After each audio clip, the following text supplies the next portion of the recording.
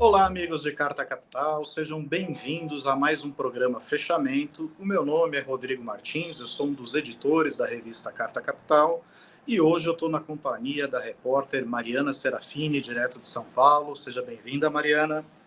Boa noite, Rodrigo. Boa noite a todos os nossos leitores que nos assistem e boa noite também ao Barrocal, que está aqui com a gente. Bom, como a Mariana já antecipou, estamos também na presença de André Barrocal, nosso repórter especial em Brasília. Seja bem-vindo, Barrocal. Rodrigo, boa noite Mariana também, e para todos que nos assistem nesse momento. Só não estamos na companhia da orquídea do Barrocal. Isso é um fato constatado, né, em vídeo, mas enfim, Barrocal, o que houve com a orquídea? Passou a temporada de florescimento dela em 2023, ela promete que volta em 2024. Tá certo, então eu não vou nem comentar mais sobre essas orquídeas de plástico. Vamos dar sequência aqui, vamos ser objetivos no programa de hoje. Ontem nós tivemos a sabatina e a aprovação do ministro da Justiça, Flávio Dino, para ocupar a vaga de Rosa Weber no Supremo Tribunal Federal. Sabatina essa que ocorreu simultaneamente à sabatina do subprocurador-geral da República, Paulo Gonet, que acabou sendo confirmado também como o novo procurador-geral da República, o chefe do Ministério Público Federal, que tem a competência de denunciar a classe política em Brasília, né? Ambos os cargos muito relevantes. O progressista Flávio Dino, né, que já foi governador do Maranhão, estava como ministro da Justiça, recebeu 47 votos a favor e 31 contra. Foi um placar, digamos, um pouco mais apertado. Já o conservador Gonet recebeu 65 votos a favor e 11 contrários. Muitos deles favoráveis, né? Alguns bolsonaristas referendaram essa escolha. Nenhuma surpresa para quem ouviu o Barrocal há 2 semanas, né, Barrocal? Zero surpresa, Rodrigo. Nós vimos aí, durante a sabatina dos dois, ontem no Senado, que quem era governista defendeu as indicações com alguns argumentos mais ou menos conhecidos. No caso de Flávio Dino, por exemplo, a larga experiência jurídica que ele tem, apesar de também fazer tempo que estava na política, mas antes da política, Flávio Dino havia sido juiz aprovado em concurso público. Rememoro aqui que foi o mesmo concurso público que aprovou Sérgio Moro para juiz federal. E houve, inclusive, ontem, falaremos disso mais adiante, mas houve uma cena em particular entre Moro e Flávio Dino. Mas é isso. E os bolsonaristas, por sua parte, criticaram Flávio Dino, a indicação de Flávio Dino, por ele, Flávio Dino, ser muito identificado com o governo Lula e por ser uma pessoa reconhecidamente de esquerda. No caso de Paulo Gonet, os bolsonaristas, ao contrário, saudaram uma figura de trajetória conservadora, de perfil conservador. Paulo Gonet quase foi o procurador-geral escolhido por Jair Bolsonaro em 2019. E os governistas, já que a indicação partiu de Lula, evidentemente defenderam, independentemente dessas posições mais conservadoras, historicamente falando, de Paulo Gonet. Mas eu queria chamar a atenção para o seguinte, Rodrigo. Apesar de as surpresas terem sido nenhuma ontem, me chamou a atenção o seguinte, eu destaco aqui para quem nos assiste. O Paulo Gonet foi recebido no Senado como alguém de trajetória e perfil conservador. E lá foi perguntado, por exemplo, o que pensa a respeito do casamento homoafetivo. Existe uma tentativa na Câmara dos Deputados de acabar com a união civil entre pessoas do mesmo sexo. E o que disse Paulo Gonet? Que acha que, já que existe a união civil, é preciso, sim, garantir os direitos dos casais aí formados por pessoas do mesmo sexo. Ou seja, é um conservador que não falou conservadoramente a respeito desse tema. E dou outro exemplo, defendeu limitação à liberdade de expressão. Ele não entende que a liberdade de expressão seja um valor absoluto, é preciso levar em conta outros valores, por exemplo, previstos na Constituição. Os bolsonaristas costumam invocar uma liberdade absoluta da expressão para poder xingar, para poder disseminar ideias odiosas, e não foi isso que Paulo Gonet, um conservador, defendeu. Por outro lado, Flávio Dino, uma pessoa reconhecidamente de esquerda, com um pensamento e uma trajetória de esquerda, ao comentar o tema aborto, não disse algo que talvez um público de esquerda quisesse ouvir. O que ele disse? Que não acredita que a decisão sobre esse assunto deveria ser jurídica, ou seja, do Supremo Tribunal Federal, e sim uma decisão política no Congresso Nacional. É por causa do conservadorismo do nosso Congresso e possivelmente via Supremo Tribunal Federal, o aborto poderia ser descriminalizado. Agora, e encerro por aqui, de nada adianta essa opinião de Flávio Dino, tendo em vista que o Supremo já começou a julgar a descriminalização do aborto, a juíza Rosa Weber, a quem Flávio Dino substituirá, já votou nesse julgamento, votou favoravelmente à descriminalização, então Flávio Dino, nesse julgamento, não terá o direito de participar, logo, não adianta nada a opinião dele sobre esse assunto. Tá certo, Barrocal. Observando, assim, só para rememorar os nossos espectadores, Paulo Gonet, ele é considerado uma pessoa de perfil conservador por algumas posturas que adotou no passado, por exemplo, na Comissão de Mortos e Desaparecidos da ditadura. Ele foi contra a responsabilização do Estado pelos assassinatos de figuras como Carlos Lamarca e Marighella, entre outros outros líderes, né, da esquerda que pegaram em armas para resistir à ditadura, e também já teve algumas posições contrárias ao aborto. E sobre esse tema eu gostaria até de puxar a Mariana para essa conversa, porque, Mariana, havia uma expectativa muito grande de que, enfim, o Supremo iria dar esse passo decisivo, né, para assegurar o direito das mulheres sobre o seu próprio corpo, né, sobre e tratar esse tema como ele merece ser tratado, sob o ponto de vista da saúde pública. Você que fez uma reportagem recente, né, sobre a questão do aborto no Brasil, como que você vê essas sinalizações, né, do PGR, que no passado já se manifestou contra o aborto, e agora de Flávio Dino reforçando que talvez esse tema seja melhor ser debatido pelo parlamento? Muito preocupante, Rodrigo, porque há pouco tempo também eu entrevistei a ministra da Mulher, a Cida Gonçalves, e na ocasião perguntei sobre a questão do aborto, se a gente poderia ter esperança, expectativa de avançar nessa agenda no Brasil, nesse terceiro governo Lula. E imediatamente ela se esquivou, disse, olha, esse é um tema que precisa ser decidido no Supremo Tribunal Federal. O governo não vai tratar desse tema. Aí então chega durante uma sabatina de um indicado ao Supremo Tribunal Federal, por mais que a opinião dele não vá valer, porque ele não vai votar, como explicou o Barrocal, ele diz que esse tema é um tema que o STF não deveria tocar e que quem precisa cuidar dessa agenda é o Congresso. Aí o Congresso conservador que a gente tem vai de novo jogar para outra instância. Então, a gente percebe que o tema do aborto, que é tão urgente de ser tratado no Brasil, está sendo tratado com negligência mesmo.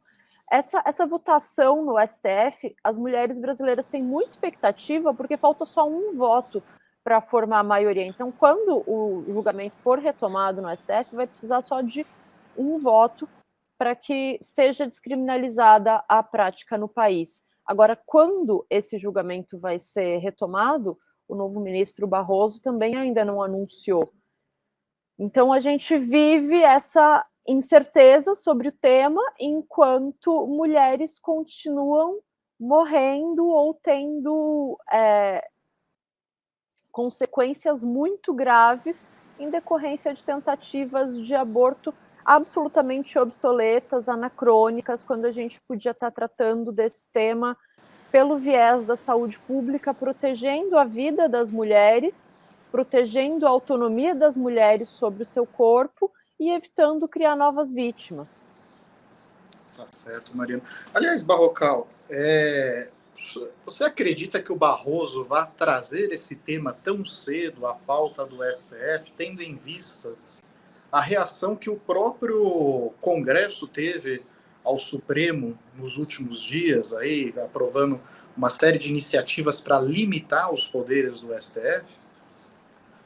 Não acredito, Rodrigo, e inclusive o próprio presidente do Supremo, Luiz Roberto Barroso, deu a entender isso logo após tomar posse do cargo. Ele assumiu a presidência da Corte em setembro, foi na sequência de julgamentos polêmicos pautados pela antecessora dele, Rosa Weber, julgamentos como marco temporal na demarcação de terras indígenas, descriminalização da posse de certa quantidade de maconha e descriminalização da prática do aborto. O Senado, particularmente o Senado, se rebelou contra esses julgamentos e o ministro Barroso deu a entender em uma manifestação pública naquele momento que achava que esse tema, o tema aborto, não é um tema suficientemente maduro nesse momento no Brasil e que causa muita instabilidade, problemas políticos em Brasília e, por isso, não deveria ser retomado tão cedo. Isso é um detalhe que eu acho importante comentar. Não é um tema maduro no Brasil. Nas últimas reportagens que eu escrevi sobre isso, inclusive essa que era sobre a votação no STF, é uma frase que eu ouço muito das especialistas no tema. E aí a crítica delas não é um tema que está maduro no Brasil porque não se fala sobre isso, porque existe uma ala conservadora que tenta proibir, inclusive, a educação sexual nas escolas. Então, se a gente não conseguir promover educação sexual nas escolas, falar sobre o tema do aborto sem que seja um tabu, e sim de uma forma a esclarecer a população e trazer esse debate para o seio da sociedade, nunca vai amadurecer para que a gente possa avançar, né? Pois é. E o que está sendo colocado aqui, na verdade, é a criminalização das mulheres, né? Você pode, eventualmente, ser pessoalmente contra o aborto, mas não necessariamente você quer que a mulher que tome essa decisão seja presa, né?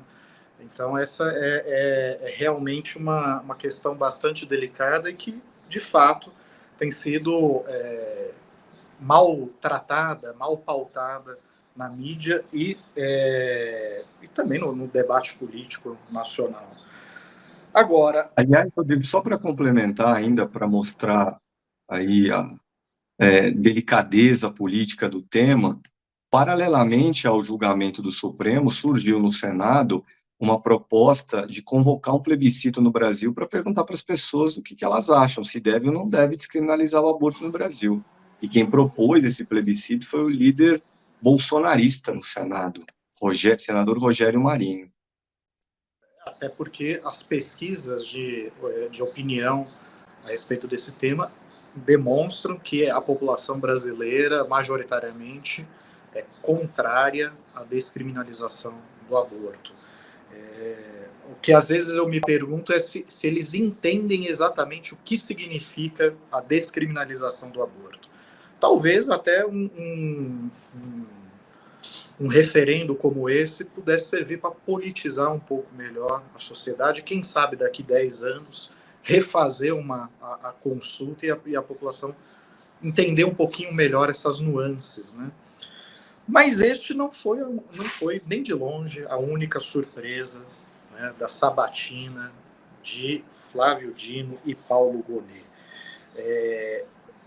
Talvez a maior surpresa do público barrocal foi essa inesperada troca de afagos entre Flávio Dino, né, e o também ex-juiz federal Sérgio Moro. Inclusive, Flávio Dino lembrou que certa vez bateu no gabinete de Moro para pedir votos quando ele estava se candidatando à presidência da AJUF, que é a Associação dos Juízes Federais. Eu pedi para o Cacá separar um trechinho desse momento, eu vou pedir para ele exibir aqui e na sequência retomamos a nossa conversa. Eu fui até aí cumprimentá-lo, acho que é um dever de cordialidade e civilidade. Vossa Excelência me perguntou algo, eu achei graça e dei uma risada. Tiraram várias fotos, já está viralizando, né? Mas veja que um gesto simples de ir até Vossa Excelência para cumprimentá-lo, como fiz com o procurador Gonê, já, de repente, vira uma celeuma nas redes sociais, como se isso fosse determinante aqui do meu voto. Quero agradecer ao senador Sérgio Moro, nós nos conhecemos há algumas décadas, né, desde a magistratura federal, quando eu fui fazer campanha para ser presidente da AJUF lá na Justiça Federal do Paraná. Já se vão mais de 30 anos, creio eu. E por isso mesmo respondo a Vossa Excelência todas as questões com muita alegria. Bom, vimos aí esse momento inesperado, vamos dizer assim, Barrocal. Como que você classificaria esse momento? Eu imagino que ele rendeu bastante piada nos corredores do Congresso, não? Um momento de grande ironia histórica, Rodrigo, eu diria. Grande ironia histórica. Porque Sérgio Moro deixou a toga no final de 2018 para ser ministro da Justiça de Bolsonaro a partir de 2019, com a esperança de ser indicado pelo capitão para ser juiz no Supremo Tribunal Federal. Bolsonaro indicou 2 juízes para a corte, Cássio Nunes Marques e André Mendonça. Mas Sérgio Moro não apenas não durou no cargo de ministro da Justiça por ter batido de frente com Bolsonaro, como deu adeus também a qualquer sonho de despontar na mais alta corte brasileira. E Sérgio Moro viu aquele que também foi ministro da Justiça, mas do adversário de Bolsonaro, Lula, aquele que não disputou a eleição de 2018, porque Moro mandou prendeu o adversário de Bolsonaro, Bolsonaro ganhou a eleição, e esse ministro da Justiça, o primeiro ministro da Justiça do governo Lula III, foi, sim, indicado para o Supremo. E eu diria que a outra ironia histórica que nós vemos aí qual terá sido o voto de Sérgio Moro? É uma dúvida nos corredores do Congresso. Ele foi perguntado se votaria a favor da indicação ou contra a indicação de Flávio Dino e não respondeu objetivamente. Pelo placar de 47 votos a 31 a favor de Dino, há bolsonarista desconfiado de que Moro, no escurinho ali da urna eletrônica, digamos assim, votou a favor de Dino no Supremo. Coisas que só a política brasileira pode oferecer para você. Agora, vejam só a ironia do destino. Sérgio Moro era o juiz responsável pela Operação Lava Jato na primeira instância. Foi quem perseguiu Lula, né, quem condenou Lula, quem impediu que Lula se candidatasse e ainda no meio das eleições de 2018 soltou trechos de uma delação de Antônio Palocci que sabidamente era fajuta, tanto que logo depois a Polícia Federal veio a público dizer que não passava de uma série de ilações extraídas de notinhas de jornal. Muito bem, este cabo eleitoral de Jair Bolsonaro foi recompensado com o Ministério da Justiça, mas como o Barrocal bem observou, ele ambicionava era uma vaga na Suprema Corte. Moro não recebeu a indicação para a Suprema Corte, mas sabe quem recebeu, Mariana? Flávio Bolsonaro. Flávio Bolsonaro recebeu a indicação para ser ministro do Supremo Tribunal Federal, coisa que Moro não conseguiu. Vamos ver esse momento, Cacá? E eu quero, para concluir aqui, trazer a público, senador Davi, eu não sei se já falei pessoalmente para Vossa Excelência, mas eu acho que é importante.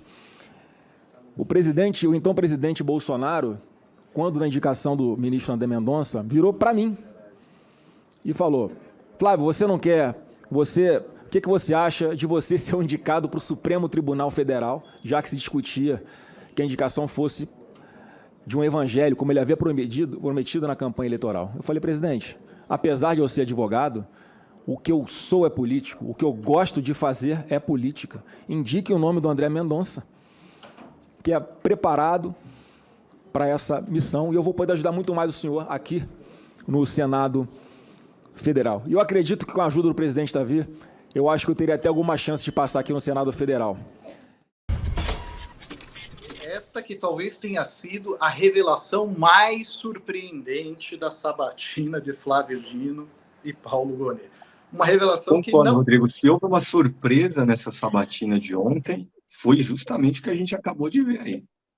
E vejamos assim, o quão pitoresca é a situação, né? O Flávio Bolsonaro, ele é advogado, né? Bacharel em Direito de formação, mas todos sabem que ele fez carreira de outra forma, né? Fez carreira com negócios imobiliários, fez carreira com uma loja de chocolates, com uma divisão mais ou menos pré-acordada dos salários dos servidores dos seus gabinetes, mas notório saber jurídico ele não tinha. Não é bastante curioso isso? Assim, por que raios Jair Bolsonaro cogitaria indicar o seu filho para o Supremo Tribunal Federal com este currículo barrocal? Rodrigo, para ter proteção total de pelo menos um dos 11 ministros da corte. E ele, Bolsonaro, botou 2 lá, o terrivelmente evangélico André Mendonça, o Cássio Nunes Marques, ministros que já deram mostras com seus votos de alinhamento com as ideias em geral do bolsonarismo, mas até quando Bolsonaro poderá contar com os dois? Os dois ainda vão ficar muito tempo na corte, e Bolsonaro é hoje um político inelegível. Quanto menos poder político ele tiver, maior será a tentação de seus indicados de votarem conforme o sabor aí dos demais juízes da corte. Um juiz de sobrenome Bolsonaro no Supremo seria a garantia para Jair de que boa vida ele teria, ao menos em casos, na mão desse sobrenome Bolsonaro na corte. Pois é, e vejam só que curioso, nesta mesma declaração dele, eu não sei se é o trecho específico que o Cacasso separou, mas eu acredito que sim, Flávio Bolsonaro diz que acredita que até poderia ser aprovado pelo Senado, porque contava com o apoio de Davi Alcolumbre, que é a presidente da CCJ do Senado. E o que eu gostaria de propor aqui ao Cacá, se for possível, é a gente fazer uma enquete com os nossos espectadores. Vocês que estão aí em casa, e na sequência eu pergunto para os meus colegas de bancada, vocês acreditam que o Senado Federal iria ou não aprovar Flávio Bolsonaro como ministro do Supremo Tribunal Federal, caso Jair Bolsonaro tivesse o nomeado? Mariana. Olha, o Carlos Bolsonaro, dos 3 mais velhos, o mais jovem da turma, tem um tweet dele que viralizou e vira e mexe, volta, que as pessoas falam, o cara anda com bandido, tem amigo bandido, a esposa não sei o que de bandido, e só ele não é bandido. Como é que pode isso? E aí as pessoas sempre revivem esse tweet que na época ele estava falando do Lula, como se ele estivesse falando do próprio pai, o Jair Bolsonaro. E a gente tem visto aí, a casa está caindo da família, que existem, de fato, uma certa proximidade, uma camaradagem entre os Bolsonaro e pessoas que são ali do mundo ilícito. Então, para mim, o máximo que poderia se destacar desse currículo do... Mas você fugiu da pergunta. Não, a pergunta o Senado aprovaria ou não essa indicação? Então, Aí me parece que no currículo ele tem ali um tete-a-tete com o mundo do crime. Poderia ser um juiz que já tem fator de intimidação, um fator no caso. acho que nesse caso que isso podia ser levado em conta. Entendi. Eu acho que não precisava ser tão intimidado assim esse Senado para aprovar, hein, Barrocal? Rodrigo, o Supremo, como tem a última palavra em julgamentos de, por exemplo, políticos, certamente o Senado gostaria de ver um dos seus lá dentro para contar com proteção. Então, eu, objetivamente respondendo essa pergunta que você fez para a Mariana, eu acredito que o Senado aprovaria, sim, Flávio Bolsonaro para o Supremo. Bom, o Gilberto Bueno até ele diz, para ser ministro do Supremo não é preciso ser formado em direito, pois basta ter reputação ilibada e notório saber jurídico. Flávio Bolsonaro se enquadra nisso? Não, não se enquadra nisso, Gilberto, porém, devemos observar que Jair Bolsonaro quase nomeou um outro filho seu, Eduardo Bolsonaro, como embaixador do Brasil em Washington, nos Estados Unidos, pelo fato dele ter uma certa fluência no idioma, tendo em vista que ele trabalhou numa rede de fast food. Mariana, de fato, assim, para você ser embaixador dos Estados Unidos, basta aprender a fritar um hambúrguer, não? Sim, já sabe falar how are you e fritar hambúrguer, acho que tá bom para o currículo. Se você for o filho do Bolsonaro, vai longe. E eu me pergunto, Barrocal, qual seria esse diferencial que o ex-presidente Jair Bolsonaro viu no seu filho Flávio, né? E aí eu me recordei daquela passagem em que Eduardo Bolsonaro, o quase embaixador do Brasil em Washington, disse que bastava mandar um cabo e um soldado para fechar o Supremo. Será que este cabo poderia ser, eventualmente, alguém mandado pelo Flávio ou não? Pois fica essa dúvida e, lamentavelmente, jamais teremos a resposta, porque Jair não indicou Flávio para a Suprema Corte efetivamente. Agora, sobre aquela possibilidade que existiu mesmo, você bem lembrou, de Bolsonaro ter indicado outro filho, no caso Eduardo, que é deputado, para ser embaixador brasileiro em Washington, um cargo de embaixador é, em primeiro lugar, uma espécie de representante de alto nível e de confiança do governo brasileiro num determinado país. E Bolsonaro certamente confia muito no filho Eduardo para que, uma vez no posto de embaixador do Brasil em Washington, fizesse lá toda a articulação, é isso que eu imagino que Bolsonaro esperaria, com o trumpismo. Serviria para isso. Eduardo Bolsonaro, embaixador, serviria para articular a extrema-direita juntamente com a extrema-direita trumpista aí pelo mundo. Pois é. E o Sérgio Neres faz uma observação curiosa também. Ele diz, Flávio Dino pertence hoje aos 3 poderes da República. Ele é senador, ele é ministro da Justiça e ele é ministro do Supremo eleito. Então, realmente, neste exato momento, neste pequeno intervalo de tempo, eu diria para você, Barrocal, que Flávio Dino é um rei absolutista. Concentra todos os poderes na mão dele, né? O Estado sou eu, poderia vir a dizer Flávio Dino. Le Roi Soleil, Luís XIV, não? Exatamente. Mas olha, deixando só um pouquinho a ironia de lado, Flávio Dino, por sua atuação esse ano, mostrou, como ministro da Justiça, uma musculatura política, no mínimo, vamos dizer assim, muito grande. Foi o ministro mais vezes convocado pelo Congresso Nacional, que mais vezes foi lá, um ministro que se sobressaiu no enfrentamento com o bolsonarismo nas redes sociais. Então, uma figura de vulto mesmo, e essa simbologia, essa casualidade de, no mesmo dia, hoje, em tese, ele estar nos 3 poderes, acho que faz jus aí essa capacidade que ele demonstrou ao longo do ano. E que já tinha no passado, evidentemente. Bom, vários comentários aqui elogiando, por exemplo, o Ed diz: a capacidade de Dino é impressionante, é evidente como ele ensina aqueles que acham que conhecem o direito e tentam ganhar o debate, porém saem sempre humilhados. O Ed aqui fazendo uma alusão justamente a esses enfrentamentos que o Barrocal mencionou, várias vezes convidado a participar de audiências na Câmara, no Senado, e acabava ali protagonizando episódios muito divertidos, vamos dizer assim, né? Ele com aquela ironia dele. Roberto César diz: parabéns, ministro Flávio Dino, o senhor é merecedor, agora para cima do Bolsonaro, sem anistia. Enfim, vários comentários aqui elogiosos a Flávio Dino.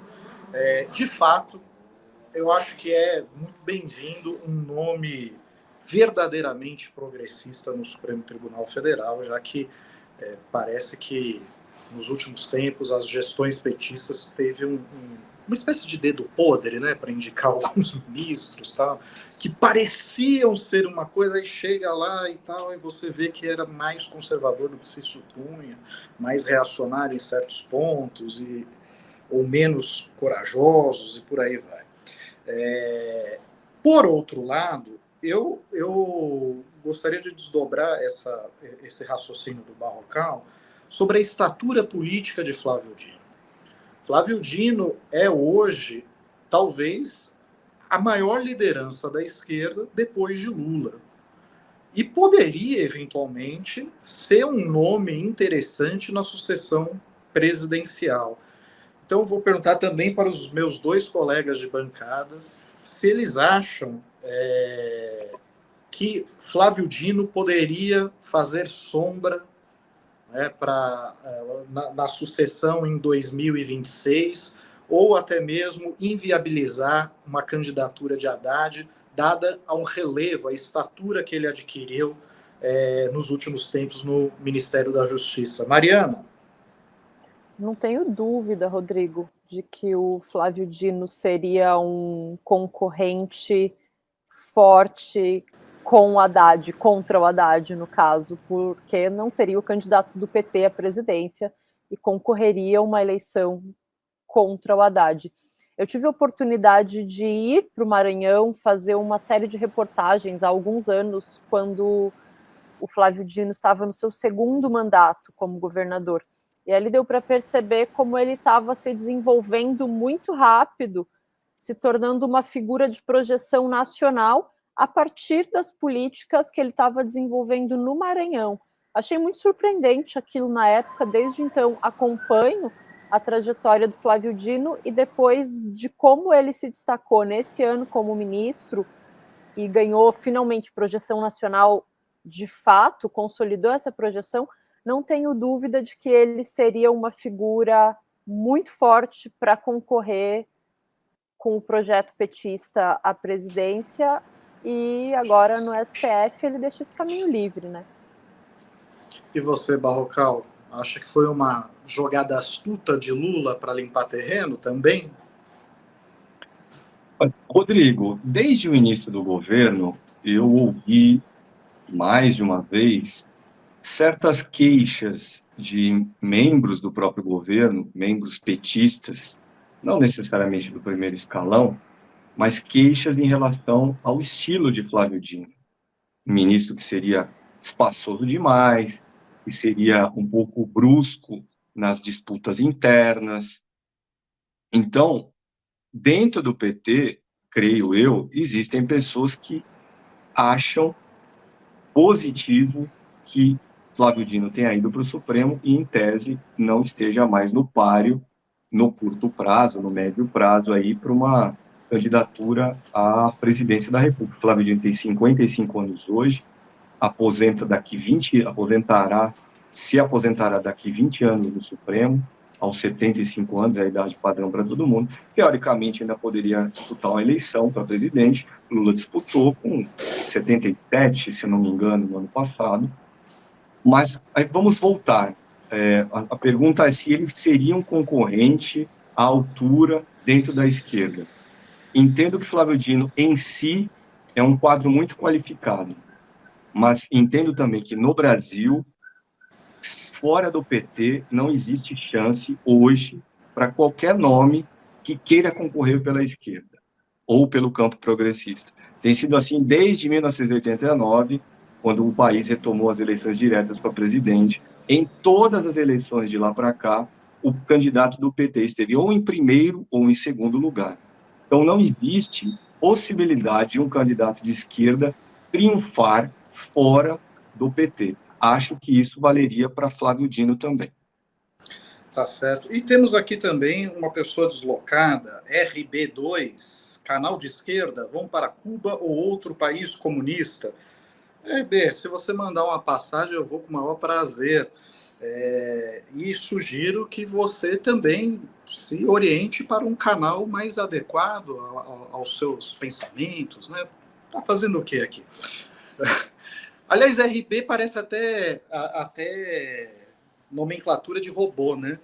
Bom, deixa para lá. Vamos dar sequência aqui. Eu vou pedir para o Kaká me passar o resultado da enquete que nós fizemos aí no início do programa, que era para saber se Flávio Bolsonaro fosse de fato indicado para o Supremo Tribunal Federal, se o Senado iria aprovar ou não essa indicação. E a minha surpresa foi que o resultado, o placar, foi mais apertado do que o da aprovação de Flávio Dino. 52-48 acham que sim, o Senado aprovaria Flávio Bolsonaro no Supremo Tribunal Federal. 52-48, Barrocal. Eu acho que essa turma ainda tem uma excelente imagem do nosso Senado. Tem, embora tenha sido um resultado apertado, quase tão apertado quanto Lula versus Bolsonaro no ano passado, mas ainda assim ganhou aquela alternativa que eu também escolhia. Acredito que, concretamente, que o Senado aprovaria uma indicação dessa. Eu assino embaixo. Eu acho que aprovaria com tranquilidade, talvez com um placar mais dilatado do que o Flávio Dino. Mas vamos dar sequência aqui ao nosso programa. Tem dois assuntos que eu gostaria de chamar a atenção. O primeiro é a reportagem de capa de Carta Capital desta semana, da qual a Mariana é uma das autoras, né? Dos autores, na verdade. O outro é o Maurício Tuso, que fala sobre a dificuldade que o governo está tendo para retomar o controle das armas no Brasil, combater o contrabando, conseguir fazer uma campanha de desarmamento que recupere todo aquele estrago deixado pelo governo de Jair Bolsonaro. Só para vocês terem uma ideia, o número de armas em circulação no Brasil, armas legalmente registradas, né, aumentou de 350 mil em 2018 para 1,5 milhão no final do ano passado. Essa é a ordem de grandeza.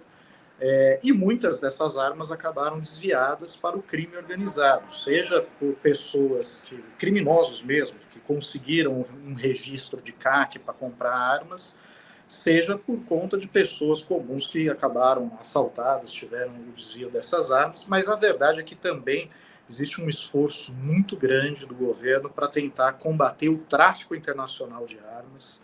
Houve uma mega operação no Paraguai, apreendeu mais de 2.300 armamentos pesados, né? Uma quadrilha operada por um argentino que é considerado o maior traficante de armas da América do Sul.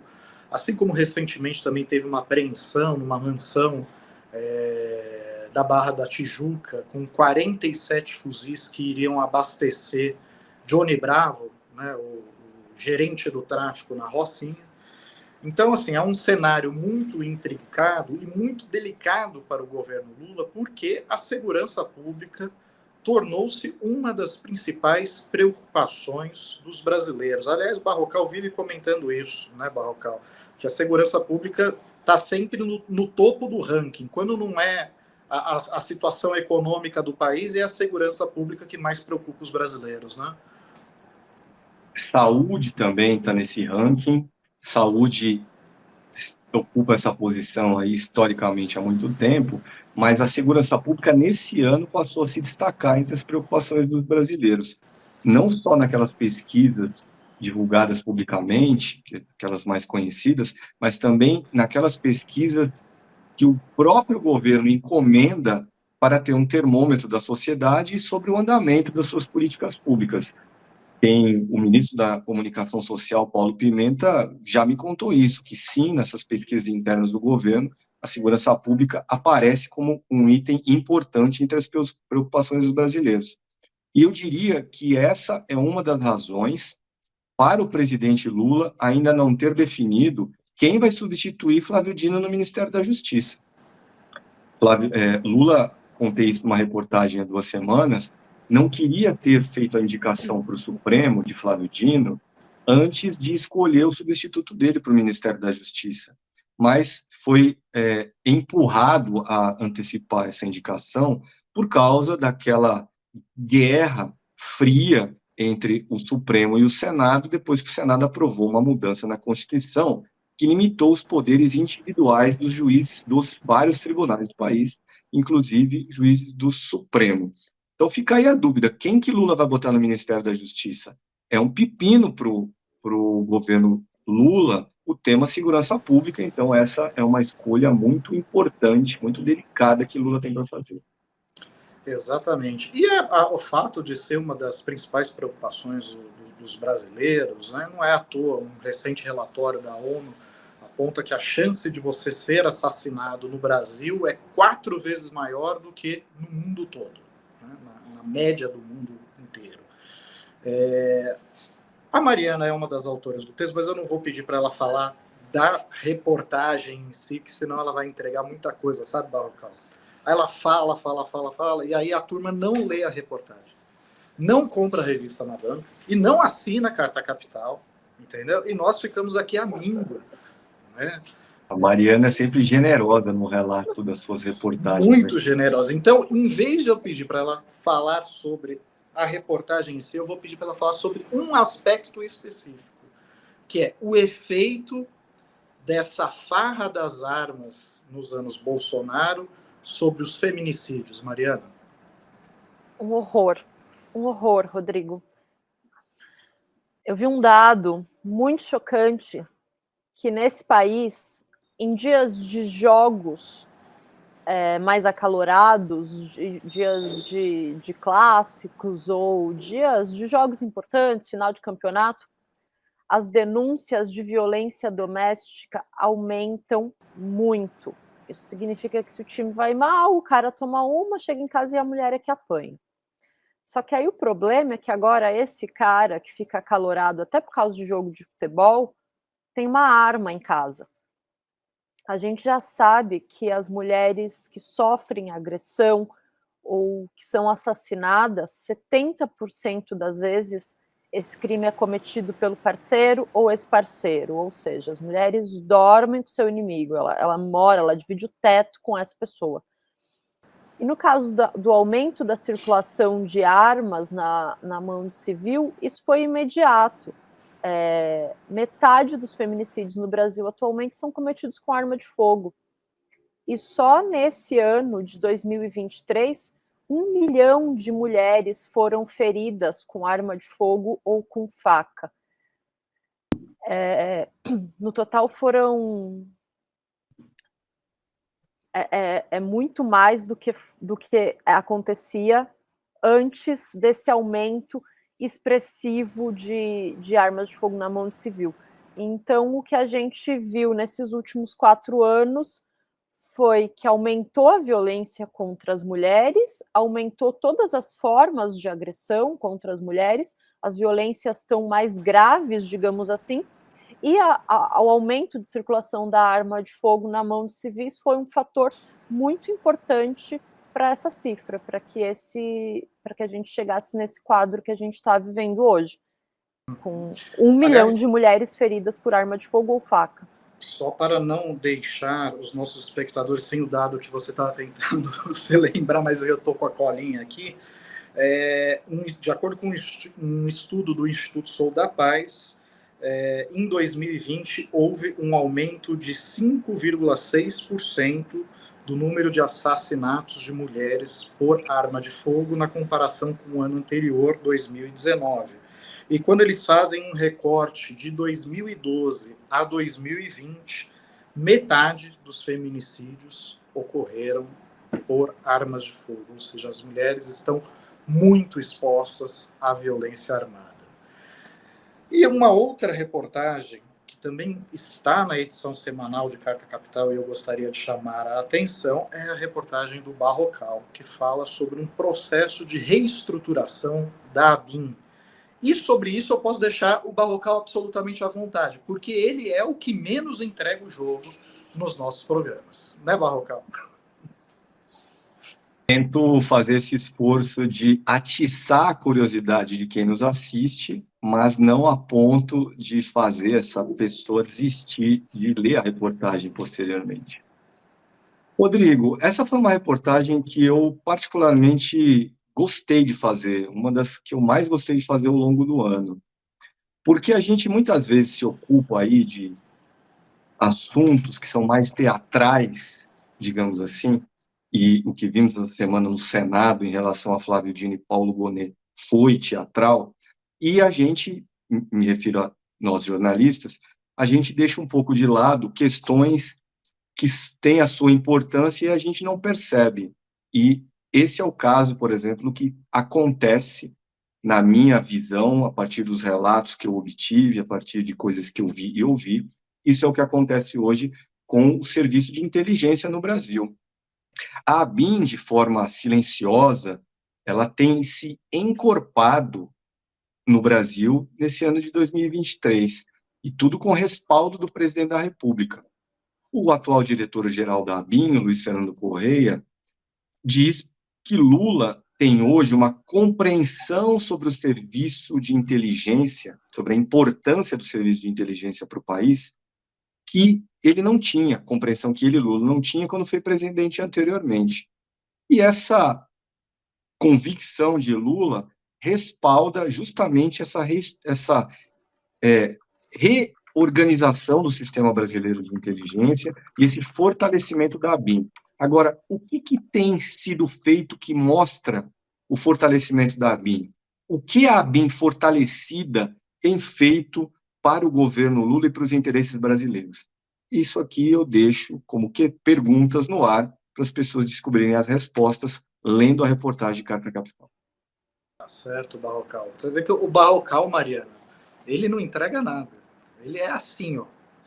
Entendeu? Preciso aprender com o Barrocal. Mas eu te entendo, mulher. É Fazer difícil escola. mesmo. Jornalista ficar calado é difícil. É difícil. Mas vamos lá, gente. Olha só, Rodrigo, teve um comentário aqui no chat que eu gostaria de responder. O Gilberto Bueno disse: geralmente, se o cidadão toma uma, ele apanha fácil de qualquer mulher. E não é assim que acontece, Gilberto Bueno. O Brasil é um dos países mais violentos do mundo contra as mulheres. E, atualmente, mulheres acima de 16 anos, a média de agressão é de 35 mulheres agredidas verbal ou fisicamente por minuto no país. Uma mulher é estuprada, em média, a cada 1 hora. Então, a realidade, infelizmente, não é essa e não é uma situação que se possa fazer piada nunca, em nenhum momento, não tem espaço para isso. Então, se o cara toma uma e chega em casa alterado, muito dificilmente vai ser ele que apanha da mulher, é o contrário. Certo. E nos encaminhamos agora para o término do nosso programa. Mariana, você ainda, o que você gostaria de destacar, né, nessa reta final aqui? Qual o assunto que você gostaria de chamar a atenção dos nossos espectadores? Palestina.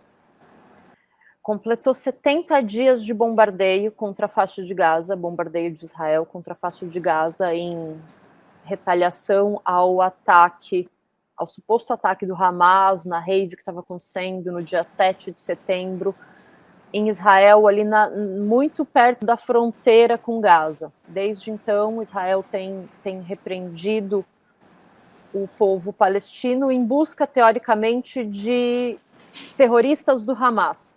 Só que a busca por terroristas do Hamas já fez com que Israel destruísse toda a parte norte de Gaza, e quando eu falo destruir, é destruir mesmo, é levar ao chão todas as estruturas. Teve um programa aqui que a gente cobriu com bastante detalhes a destruição do hospital Al-Shifa, que era o maior hospital do norte de Gaza. E nessa ocasião eu falei, olha, li em alguns jornais, colunistas da extrema-direita de Israel, e eles estão anunciando que o plano dessa vez é avançar rumo ao sul de Gaza e tomar pelo menos o norte de Gaza.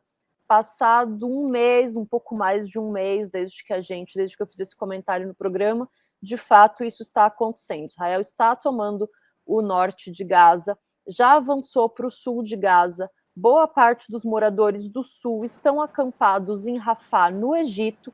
Vale ressaltar que existem duas cidades chamadas Rafah, uma se chama Rafah, está na Palestina, a outra está no Egito. Essas pessoas já atravessaram a fronteira, estão acampadas em barracas, é de fato um grande campo de refugiados que está se montando no deserto, nesse momento no Egito.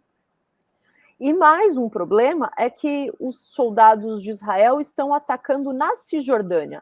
A Cisjordânia que fica lá em cima, fica bem longe de Gaza, não é governada pelo Hamas, é governada pelo Fatah, que inclusive é uma força política completamente oposta, não se conversa com o Hamas, e a gente está vendo cenas de campo de concentração. O que eles estão fazendo, por exemplo, essa semana, no campo de refugiados de Jenin, que é um campo na Cisjordânia, pessoas civis sendo presas, tendo os olhos vendados, as mãos amarradas, sendo levadas em fila indiana para a prisão, crianças sendo presas. Há 15 dias, uma criança de 9 anos foi assassinada de dia, a queima-roupa, por soldados israelenses. Ela estava andando na rua, num lugar onde, teoricamente, não é um lugar ocupado por Israel. Então, 70 dias de guerra, 69 jornalistas assassinados. Desses, pelo menos 14 deles estavam, no momento, trabalhando com os coletes de imprensa. Então, o que a gente está vendo é, de fato, um extermínio, é um genocídio. Israel já passou do ponto, não dá mais para justificar que isso é uma caça a terroristas.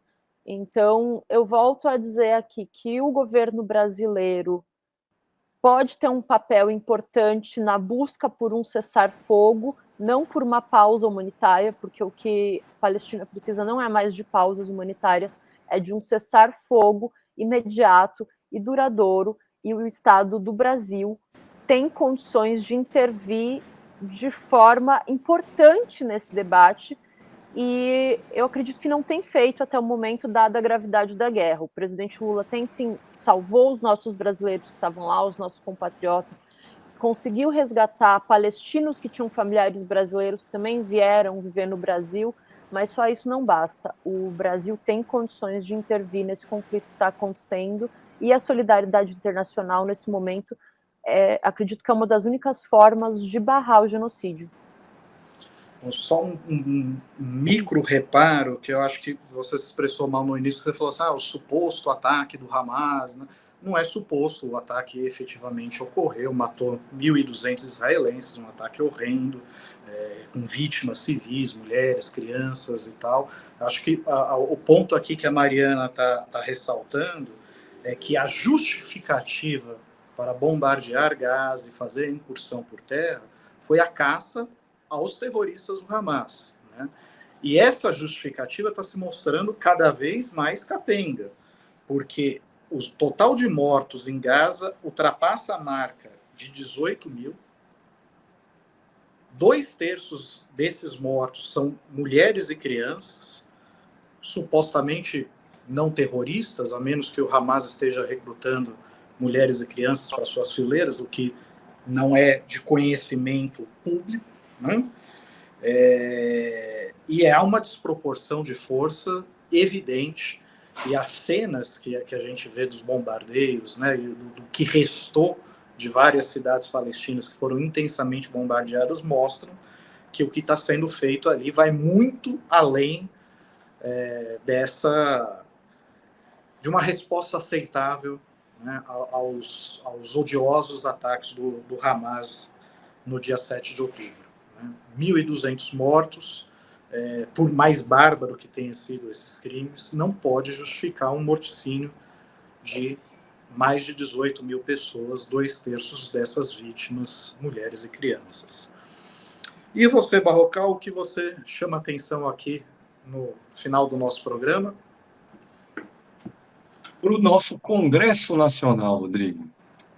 Na semana passada, eu escrevi uma reportagem para a revista sobre uma tradicional emoção de fim de ano em Brasília, a votação do orçamento federal do ano seguinte, no caso, o ano de 2024. E era uma reportagem que contava que havia duas encrencas a emperrar essa votação. Uma delas é o tamanho do fundo eleitoral de campanhas que vai custear as eleições municipais do ano que vem. Existe uma ala do Congresso que quer um caminhão de dinheiro e existe uma outra ala do Congresso que aceita ali uma Kombi de dinheiro, digamos assim. O governo está dentro da Kombi, defende um valor um pouco menor. A outra encrenca é em torno das chamadas emendas parlamentares. Essa emenda, que é uma palavra que virou uma manifestação de poder enorme do nosso Congresso Nacional. Eu escrevi também ao longo do ano uma reportagem que diz que, na prática, o Brasil vive um parlamentarismo disfarçado. E o que aconteceu ontem no Congresso Nacional, relacionado justamente ao orçamento? A comissão mista de orçamento, uma comissão que reúne deputados e senadores, aprovou o rascunho do orçamento do ano que vem. É uma lei que precede a lei em si do orçamento. E nesse rascunho, chamado de LDO, os parlamentares puseram ali um calendário que o governo federal tem que seguir no ano que vem para liberar as emendas, o dinheiro das chamadas emendas. Já faz aí uns bons anos, desde 2015, que vários tipos de emenda têm se tornado impositivas. O que isso significa? O Congresso bota obras no orçamento, o governo federal não pode dizer que não vai pagar. Pode decidir apenas quando irá pagar, conforme a disponibilidade de caixa. O que o Congresso fez ontem, no rascunho do orçamento, foi tirar essa oportunidade que o governo tem de decidir quando vai liberar o dinheiro das emendas. E essa é uma disputa que significa, no final das contas, quem vai ter mais poder político? O governo federal ou o Congresso Nacional? É isso que está em jogo. É isso o que um deputado governista me disse, que vai decidir, por exemplo, quem será o próximo presidente da Câmara, no lugar de Arthur Lira. Arthur Lira, que ficará no cargo até fevereiro de 2025. E do jeito que está nesse momento, o rascunho do orçamento, o grupo político de Arthur Lira sai ganhando. E complemento dizendo o seguinte, também durante essa semana, foi lançado no Supremo Tribunal Federal um livro que defende o semipresidencialismo no Brasil. O Brasil adotasse o semipresidencialismo. O que é isso? É parlamentarismo com outro nome. O presidente da Corte, Luiz Roberto Barroso, e o mais midiático juiz da Corte, Gilmar Mendes, estavam nesse evento e são defensores do semipresidencialismo. Eu diria que seria a cereja do bolo dessa tomada de poder que o Congresso Nacional, majoritariamente conservador, fez nos últimos anos. Se o Congresso captura cada vez mais verbas orçamentárias, se o Congresso Nacional aumenta o seu próprio poder, seria natural, dentro dessa linha, que nós tivéssemos um parlamentarismo de fato, o que não significa que seria bom para o Brasil. Os brasileiros já foram 2 vezes às urnas para votar em plebiscitos sobre parlamentarismo ou presidencialismo, e nas 2 vezes o parlamentarismo tomou uma surra. Aliás, Barrocal, você arrisca um palpite de quem vai ser o nosso próximo primeiro-ministro no lugar de Arthur Lira? Não arrisco, Rodrigo. Existe aí uma disputa dentro desse grupo político do tal do Centrão, que hoje tem em Arthur Lira sua expressão máxima. Existem candidatos. O candidato de Arthur Lira para sucedê-lo no comando da Câmara se chama Elmar Nascimento, é um deputado da Bahia que lidera a bancada do União Brasil. União Brasil, que é um partido que tem 3 ministros.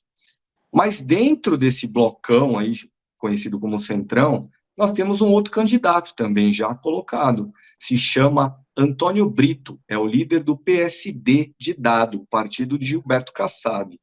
Então, nesse momento, há 1 ano e pouquinho dessa eleição, não dá para dizer quem vai ser o próximo presidente da Câmara. Dá para dizer que, dessa vez, nós teremos uma disputa, ao contrário do que vimos em fevereiro desse ano, quando Arthur Lira foi reeleito com a maior votação da história de um candidato para a presidência da Câmara. Mas vai ser Centrão versus Centrão, né? É possível que tenhamos Centrão versus Centrão, e nesse caso com o governo Lula escolhendo um dos dois centrões aí na disputa. E eu diria que esse centrão que o governo prefere não é o centrão de Arthur Lira. Tá certo, Barrocal. Bom, eu gostaria de agradecer aos meus colegas de bancada, Mariana Serafini, André Barrocal, agradecer a todos que nos acompanharam aqui na transmissão ao vivo pelo canal de Carta Capital no YouTube, e também a todos que vão assistir esse programa na exibição que será feita pela TVT às 10h30, a partir das 10h30 da noite.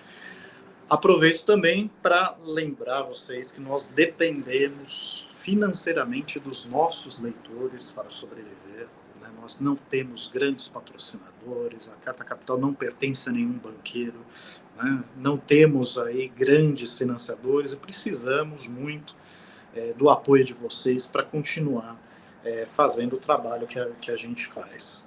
Então, se você puder assinar a Carta Capital, tanto a versão impressa quanto a versão digital, ou se puder fazer uma contribuição, temos a chave Pix aqui, que o Kaká já deve estar exibindo, ele exibe o tempo todo agora, apoio@cartacapital.com.br. Para quem não conhece, Kaká é o nosso editor de vídeo, ele está sempre presente aqui entre nós, falando aos nossos ouvidos, mas vocês não escutam nada e ficam sem entender. Eu estou falando Kaká, e muitas vezes as pessoas não sabem quem é. Kaká é o homem por trás de tudo isso.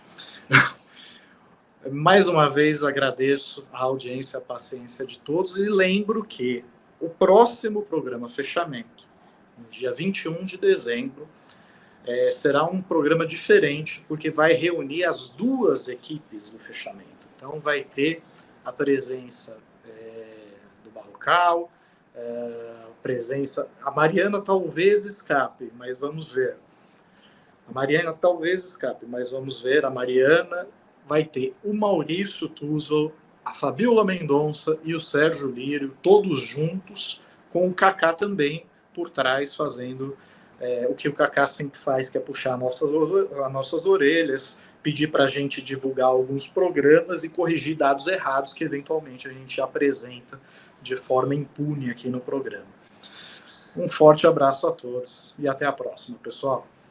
Já notou como os jornais de maior circulação do Brasil estão sempre unidos na defesa de pautas como controle de gastos públicos, Banco Central independente e a firme oposição a qualquer iniciativa para taxar os 10% mais ricos, aqueles que abocanham 60% da renda nacional? Pois é, esse monocórdio discurso único da mídia tem raízes profundas. Somente 5 famílias controlavam metade dos veículos de comunicação de maior audiência do país em 2017, segundo a ONG Repórteres Sem Fronteiras. E o pior, essa concentração está aumentando com a compra de grupos de mídia por bancos e corretoras. Agora, refresque a memória. Você lembra qual foi a primeira publicação a denunciar os abusos da Lava Jato? Muito antes do vazamento daquelas conversas que comprovaram o conluio do juiz Sérgio Moro com procuradores da República para prender Lula?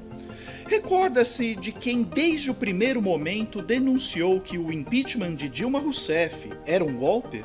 Nadar contra a corrente sempre foi a nossa especialidade, mas também nos cobra um preço alto. Carta Capital sofreu boicote sistemático dos governos Temer e Bolsonaro, inclusive com pressões para que grandes empresas deixassem de anunciar na revista.